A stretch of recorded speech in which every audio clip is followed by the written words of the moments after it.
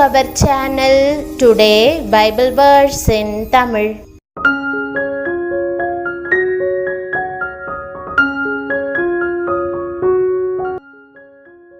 இன்றைய வசனம் சங்கீதம் 112:1. கிறிஸ்துவுக்குள் பிரியமானவர்களே, நம்முடைய ஆண்டவரும் இரட்சகருமான இயேசு கிறிஸ்துவின் வல்லமையுள்ள நாமத்தில் உங்களை வாழ்த்துகிறேன்.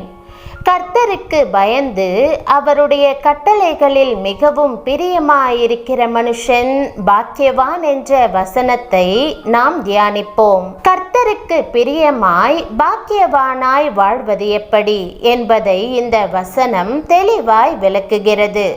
தெய்வ பயத்தோடு காரியங்களை சிந்திப்பது, செயல்படுவது, அதோடு கூட அவருடைய வார்த்தைகளை, கட்டளைகளை தெய்வ பயத்தோடு நிறைவேற்றுவது, இப்படிப்பட்ட வாழ்க்கையே ஆண்டவருக்கு பிரியமானது. எல்லா விதங்களிலும் இவ்விதமாய் அவரை பிரியப்படுத்துவதில் ஜாக்கிரதையாய் இருப்பவர்களின் வாழ்க்கையை பாக்கியங்களினாலும் சம்பூரண நன்மைகளினாலும் நிரப்புவதில் ஆண்டவரும் கவனமாய் இருப்பார். ஆபிரகாம் தான் உண்மையும் உத்தமுமாய் கர்த்தராகிய தேவனை பின்பற்றினதுமன்றி தன் குடும்பத்தாரும் அவ்வாறு நடக்கும்படி ஜாக்கிரதையாய் இருந்தான். கர்த்தரே இதை குறித்து சாட்சி கொடுத்திருப்பதாக ஆதியாகமம் 18:19 வாசிக்கிறோம். ஆகவேதான் மேற்கண்ட வாக்கின்படியே அவன் சந்ததி சந்ததியாக பாக்கியம் பெற்றவனாக இருந்தான். கர்த்தரை நேசிக்க நேசிக்கத்தான் வேதம் நமக்கு மதுரமாய் இருக்கும். ஆவிக்குரிய ஆழமான அனுபவங்களின் வழியாக செல்லும் போது வேதம் இன்றியமையாததாக இருக்கும். ஆம், வேதத்தில் மிகவும் பிரியமாயிருப்பவர்கள் பாக்கியவான்கள். ஒரு முறை 2 நாத்திகர்கள் வேதத்தில் குற்றம் கண்டுபிடித்து அதை பொய் என்று நிரூபிக்க திட்டம் தீட்டினர். அதில் ஒருவர் இயேசு உயிரோடு எழுந்தது ஒரு ஏமாற்று வித்தை என்ற தலைப்பில் எழுத நினைத்தார். மற்றவர் அப்போஸ்தலனாகிய பவுலின் மனம் திரும்புதல் ஒரு கட்டுக்கதை என்ற தலைப்பில் புத்தகம் எழுத விரும்பினார். இதற்காக இருவரும் 1 வருடம் முழுவதும் வேதத்தை மீண்டும் மீண்டும் படித்து பல புத்தகங்களிலிருந்து குறிப்பெடுத்தனர். இருவரும் 1 ஆண்டுக்கு பின் சந்தித்தனர். முதலாம் நாத்திகர் சொன்னார், நான் எவ்வளவுக்கெவ்வளவு வேதத்தை ஆராய்ந்தேனோ அவ்வளவுக்கவ்வளவு வேதம் உண்மை என்பதை கண்டு கொண்டேன். என்னை அறியாமல் அந்த இயேசுவை நேசித்தேன். இப்பொழுது ரட்சிக்கப்பட்டிருக்கிறேன் என்றார். 2ஆம் நாத்திகரும் அதையே சொன்னபோது இருவரும் கைகோர்த்து தேவனை துதித்தார்கள். ஆம், கர்த்தருடைய வேதத்தில் இரவும் பகலும் தியானமாயிருக்கிற மனுஷன் பாக்கியவான். கர்த்தருடைய வார்த்தைகள் எப்போதும் நம் இருதயத்தில் இருக்க வேண்டும்.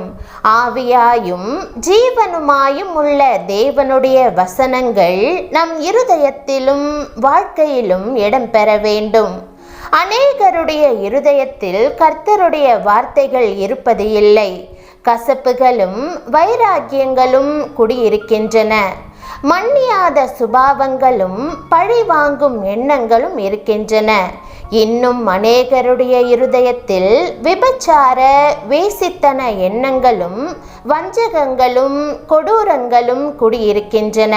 ஆனால் யார் யார் கர்த்தருடைய வார்த்தைக்கு முக்கியத்துவம் கொடுத்து அவருடைய வசனத்தின்படி செய்ய தங்களை அர்ப்பணிக்கிறார்களோ அவர்களுடைய வாழ்க்கை எல்லாம் சமாதானமும் சந்தோஷமா இருக்கும். ஒரு கணவனும் மனைவியும் பிரிந்து வாழ வேண்டிய பரிதாப நிலைமை ஏற்பட்டது. கணவனோ பக்தியுள்ளவர்.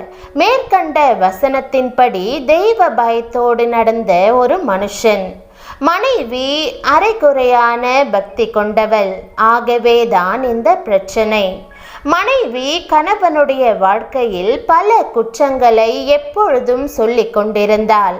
ஆனால் கணவனோ ஒவ்வொரு நாளும் ஆண்டவருடைய கரத்திலே அதை சமர்ப்பித்து அவருக்கு பயந்து நடந்ததோடு அவளை பற்றி ஒரு குறையும் சொல்லாமல் ஜாக்கிரதையாய் கர்த்தரை நம்பி வாழ்ந்து வந்தார். ஆண்ட ஆண்டவர் அந்த மனைவியோடு பேசினார். அவளுடைய இருதயத்தை ஒரு சம்பவத்தின் மூலம் உடைத்தார்.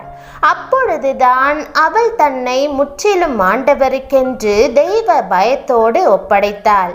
அதன் பிறகு அவர்கள் தெய்வ கிருபையினால் ஒன்று சேர்ந்து இன்பமும் தெய்வீக சமாதானம் நிறைந்ததுமான குடும்பமாக வாழ வழி பிறந்தது.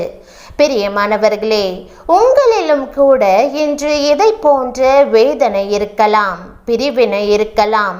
நீங்களும் தேவ பயத்தோடு ஆண்டவருடைய கட்டளைகளுக்கு கீழ்ப்படிந்து அவரை பிரியப்படுத்துங்கள். உங்கள் வாழ்க்கையையும் இன்பமானதாக மாற்ற அவரால் முடியும். இன்று நீங்கள் உங்கள் வாழ்வை ஆண்டவரிடம் ஒப்புக் கொடுங்கள். உங்கள் குறைவுகளை ஆண்டவர் சமூகத்தில் அறிக்கையிடுங்கள். தாவீதை என் இருதயத்திற்கு ஏற்றவனாக கண்டேன் என்று ஆண்டவர் சாட்சி கொடுத்தது போல உங்களை குறித்தும் சாட்சி கொடுக்க வேண்டும் என்றால் நீங்களும், என் தேவனே, உமக்கு பிரியமானதை செய்யவே விரும்புகிறேன் என்று உங்களை தாழ்த்தி தாவீதை போல மன்றாடுவீர்களா? கர்த்தர் தம்முடைய வார்த்தைகளை வேத புஸ்தகத்திலே நமக்கு எழுதி வைத்திருக்கிறார். இது மனுக்குலத்திற்கு கொடுக்கப்பட்ட மாபெரும் ஈவாகும். அதன் முக்கியத்துவத்தை நாம் உணர்கிறோமா? அதை பொன்னிலும் மிகுந்த பசும் பொன்னிலும் விரும்பத்தக்கதாக ஏற்றுக்கொள்ளுகிறோமா? தேனிலும் தேன் கூட்டிலிருந்து ஒழுகும் தெளித்தேனிலும் மதுரமுள்ளதாய் சுவைக்கிறோமா? கர்த்தருடைய வாக்கு நமக்குள்ளே இருக்கும்போது நாம் பாவத்துக்கு விலகுகிறோம். கர்த்தருடைய வார்த்தை நமக்குள்ளே இருக்கும்போது விசுவாசத்துடன் விளங்குகிறோம். அவருடைய வார்த்தைகள் நம் கால்களுக்கு தீபமும் பாதைக்கு வெளிச்சமுமாய் இருக்கிறது.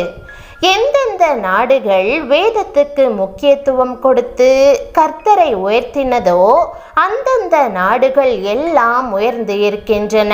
எந்தெந்த நாடுகள் கர்த்தரையும் வேதத்தையும் மறந்ததோ அவைகள் பின்னால் தள்ளப்பட்டிருக்கின்றன. எரேமியா தீர்க்கதரிசி சொல்கிறார், உம்முடைய வார்த்தைகள் கிடைத்தவுடனே அவைகளை உட்கொண்டேன். உம்முடைய வார்த்தைகள் எனக்கு சந்தோஷமும் என் இருதயத்துக்கு மகிழ்ச்சியுமா இருந்தது. ஜெபம்.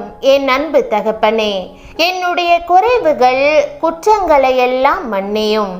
இன்று முதல் உம்முடைய கட்டளைகளுக்கு பயந்து நடக்க, உமக்கு பிரியமாய் வாழ்வதில் ஜாக்கிரதையாயிருக்க எனக்கு கற்றுத்தாரும். உமக்கு பயப்படும் பயத்தை எனக்கும் என் வீட்டாருக்கும் தந்து தேவ பக்தியுள்ள சந்ததியாய் நாங்கள் விளங்க உம் கிருபையை நிறைவாய் தந்தருளும். இயேசுவின் நாமத்தில் ஜெபிக்கிறேன் நல்ல பிதாவே, ஆமேன். தேவனுடைய நாமம் மகிமைப்படுவதாக. ஆமேன்.